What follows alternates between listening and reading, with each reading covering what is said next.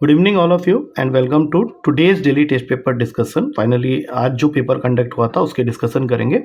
आज हमने कंडक्ट किया था new NDA daily test paper number 55 और इस पर्टिकुलर वीडियो में मैं इसी के क्वेश्चंस को डिस्कस करने जा रहा हूँ। तो स्टार्ट करते हैं फर्स्ट क्वेश्चन के साथ।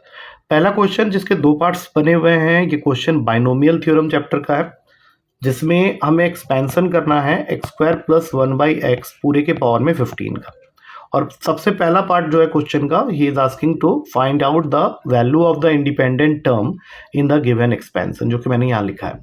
तो इसके लिए तुम्हें जरूरत पड़ेगी TR+1 के फॉर्मूले की, जो कि होता है NCR a के पावर में n-r b की पावर में r, जिसमें a ये है और ये पूरा b है और ये n है। तो 15CR एक्स स्क्वायर के पावर में 15 माइनस r और यहाँ पे 1/x पूरे के पावर में r। तो हमें अगर टर्म को इंडिपेंडेंट ऑफ x करना है, इंडिपेंडेंट टर्म ऑफ x होगा यहाँ पे, इंडिपेंडेंट ऑफ x, तो हमें x के कोफिशिएंट्स को कलेक्ट करना पड़ेगा। जैसे यहाँ से कोफिशिएंट आ गया 30 माइनस 2r और यहाँ से एक माइनस r और इसको 0 के इक्वल करना है। तो यहाँ से r की वैल्यू आ गई 10। अब इसको उठा के जब तुम यहाँ पुट करोगे तो that will be giving you the value of that term. तो इसकी वैल्यू हो जाएगी 15 इंटू 14 इंटू 13 इंटू 12 इंटू 11 और नीचे 5 इंटू 4 इंटू 3 इंटू 2 इंटू 1। तो इसको सॉल्व करके देख लेना, ये 3003 बनेगा। अब सेकेंड पार्ट क्या कह रहा है, what is the ratio of coefficient of x to the power of 15 to the term independent of x, जिसकी कोफिशिएंट हमने ऑलरेडी निकाल रखी है 15C10। अब 15 ये निकालने के लिए हमें 30 माइनस 2r को 30 माइनस 2r माइनस r को 15 के इक्वल करना है। तो यहाँ से 15 की वैल्यू आ जाएगी 3r के इक्वल और आ जाएगा 5। दैट मीन्स ये होगा 15C5। बट हमें तो पता है कि 15C5 और 15C10 की वैल्यू इक्वल होती है, तो जब तुम इसका रेशियो लोगे तो ये कैंसिल होके 1 हो जाएगा। तो करेक्ट आंसर इज ए। अब चलते हैं तीसरे क्वेश्चन में। इस क्वेश्चन में तुम वैल्यू पुटिंग कर लो, थीटा को दे दो 15 डिग्री। जैसे ही तुमने थीटा को 15 डिग्री दिया तो ये क्वेश्चन बन जाएगा tan 15 degree plus tan 60 plus 15 that is 75 और यहाँ पे आ जाएगा tan 15 minus 60 that is minus का 45 और यहाँ 15 डालोगे तो tan 45 तो 1 होता है, तो खाली k बच जाएगा। वैसे भी हमें k ही निकालना है। अब मैंने तुम लोगों को tan 15 की वैल्यू बताई हुई है 2 माइनस रूट 3। tan 75 जिसकी वैल्यू cot 15 के इक्वल होती है, तो इसकी वैल्यू होती है 2 प्लस रूट 3 और tan का माइनस थीटा जो होता है वो माइनस tan थीटा होता है, बिकॉज tan तुम्हारा ऑड फंक्शन है। तो tan का माइनस 45 मतलब -1, तो plus root 3 minus root 3 cancel हो गया, 2 प्लस 2 4, 4 माइनस 1, k की वैल्यू आ गई 3। So B is the correct answer. चौथा क्वेश्चन जो कि थोड़ा सा इंटरेस्टिंग क्वेश्चन, इसको ध्यान से देखना। 2x square plus 6x plus b इस क्वाड्रेटिक इक्वेशन के रूट्स दे रखे हैं अल्फा और बीटा। तो एज यूजुअल बिना पूछे ही पहले अल्फा प्लस बीटा और अल्फा इंटू बीटा निकाल लो, जो कि आएगा रिस्पेक्टिवली -b/a की वजह से -3 और c/a की वजह से b/2। अब जिस वैल्यू को हमें कैलकुलेट करना है वो है alpha plus beta by alpha, और इसमें कंडीशन दे रखा है कि b must be less than 0। तो जब मैं इसको सिंप्लीफाई करता हूँ तो ये बन जाएगा alpha square plus beta square upon alpha beta. अब इसमें फॉर्मूला लगा लो, अल्फा प्लस बीटा का whole square -2 alpha beta upon alpha beta.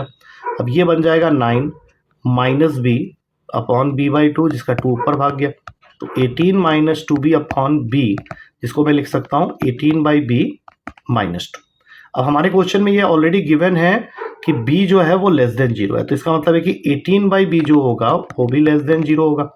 और अगर मैं इसमें -2 कर रहा हूँ तो 18/b -2, तो यहाँ पे ये -2 मतलब ये किससे लेस हो जाएगा, -2 से। तो सीधा आंसर हो गया -2।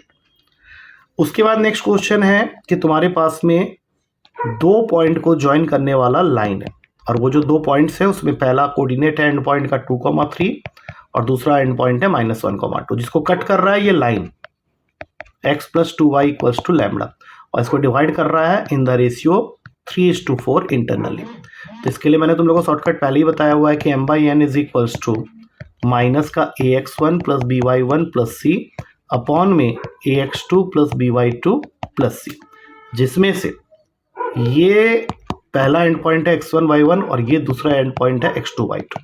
तो 3/4 तो हमें पहले ही मालूम है, माइनस डाला। अब पहला पॉइंट डालते हैं तो 2 प्लस 6 माइनस लैम्बडा, और दूसरा पॉइंट डालेंगे तो -1 प्लस 4 माइनस लैम्बडा। अब सॉल्व करते हैं और यहाँ से लैम्बडा की वैल्यू निकाल लेते हैं। तो 3/4 इज इक्वल्स टू, ऊपर आ जाएगा लैम्बडा -8 और नीचे बन जाएगा 3 minus lambda. Now cross multiply 9 minus 3 lambda equals to 4 lambda minus 32।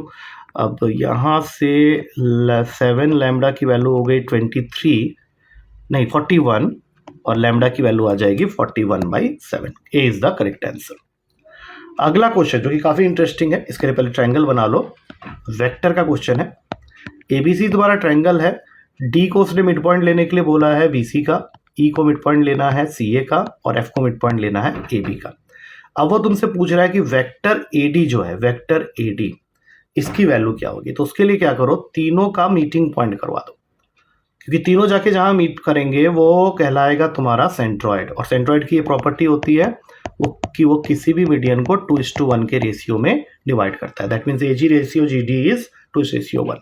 तो मैं एडी को 3GD कह सकता हूँ। अब 3 लिखने के बाद ये जो जीडी है that will become GB plus GC by 2। अब इसका मैं तुम लोगों को बताता हूँ क्यों हुआ ये। सबसे पहले जीबीडी ट्रायंगल ले लो। अब जीबीडी ट्रायंगल के अंदर में GB plus BD will be equals to GD. Triangle law क्या कहता है, जीबी प्लस बीडी जो होगा वो जीडी के इक्वल होगा।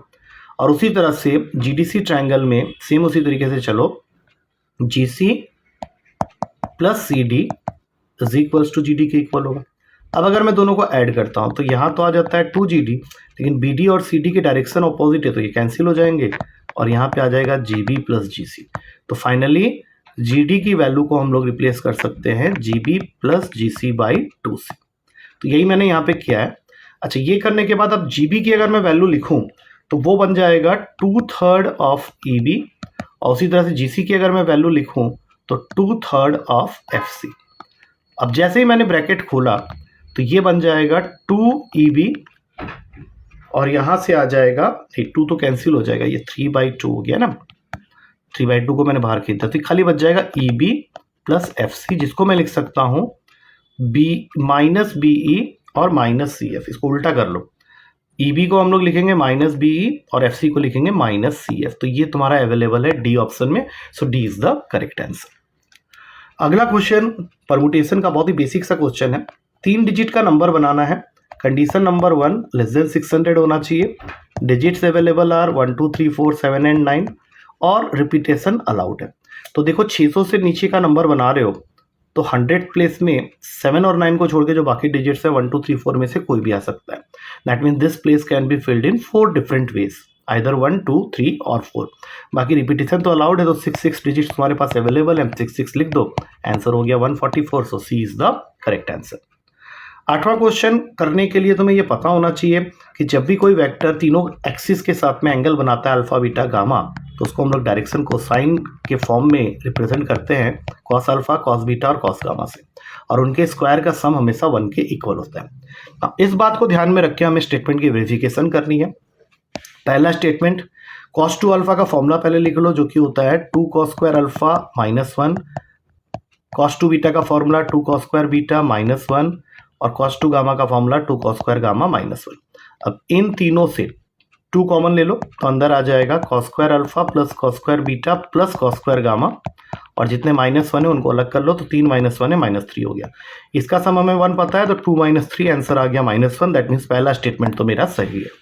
अच्छा, दूसरे स्टेटमेंट की वेरिफिकेशन करने के लिए साइन और कॉस के बीच का रिलेशन होता है, तो साइन स्क्वायर अल्फा की जगह लिख लो 1 - cos स्क्वायर अल्फा, फिर साइन स्क्वायर बीटा की जगह लिख लो 1 - cos स्क्वायर बीटा, और साइन स्क्वायर गामा की जगह में लिख लो 1 - cos स्क्वायर गामा। तो 1 + 1 + 1 3, और माइनस का साइन कॉमन लेके जब इनको अंदर डालोगे तो ये बन जाएगा cos square alpha plus cos square beta plus cos square gamma, जिसकी वैल्यू तो मैं 1 बता चुका हूँ। तो ये आंसर कितना आ गया 2, जबकि यहाँ पे दिया हुआ है 1, तो ये गलत है। That means correct answer is only 1। 9th question जो कि बेसिक इंटीग्रेशन और डेरिवेटिव दोनों लग रहा है। fx तुमको दे रखा है 2 की पावर x, तो पहले f' निकाल लो जो कि हो जाएगा 2 की पावर x log 2, बिकॉज ये a की पावर x का डेरिवेटिव का फॉर्मूला यहाँ पे लगा है and that formula is a to the power of x log a। और तुम्हें जो इंटीग्रेशन करना है वो 0 से 10 के बीच में करना है, और किसका करना है f' अपॉन fx का। तो f' तुम निकाल चुके हो, तो 2 की पावर x log 2 और यहाँ पे 2 की पावर x 0 से 10 इंटीग्रेशन, तो 2 की पावर x कैंसिल हो गया, log 2 को बाहर ले लो, 0 से 10 1 का इंटीग्रेशन रहेगा जो कि x होता है। और जैसे तुमने यहाँ पे x लिखा और 0 से 10 की लिमिटिंग वैल्यू डाली तो ये बन जाएगा 10 log 2। अब तुम बोलोगे सर ये तो ऑप्शन में नहीं है, लेकिन अगर तुम फर्स्ट ऑप्शन को सिंप्लीफाई करो तो 10 log 2 आ सकता है। कैसे देखो, 5 log 4 है तो 5 log, इसको 2 का स्क्वायर करके 2 को सामने भेज दो तो ये आंसर तो यही आ गया 10 log 2। That means correct answer is a. अब आते हैं आखिरी क्वेश्चन में जो कि प्रोबेबिलिटी का है। क्वेश्चन क्या कह रहा है कि among the workers in a factory only 30% receives bonus, तो इसको बना लो 30/100, and the among those receiving bonus only 20% are skilled, तो 20% को यहाँ रख लो। और the probability that a randomly selected worker is skilled and is receiving bonus, मतलब इनका प्रोडक्ट 1/5, जिसको काटेगा 6 में, तो यहाँ से 30/100 इंटू 20/100, ये 60/100 बन रहा है। 60/100 मतलब यहाँ से काट के ये बन जाएगा 3/50। 3/50 C is the correct answer. I hope चीज़ें समझ में आ गई होंगी और ये पेपर भी काफ़ी आसान था। और एक बार सॉल्यूशन को अच्छी तरह से स्टडी कर लो, and still if you find any difficulty you can ask in the class. कल मिलते हैं नेक्स्ट पेपर के डिस्कशन के साथ। Till then take care and thank you to all of you.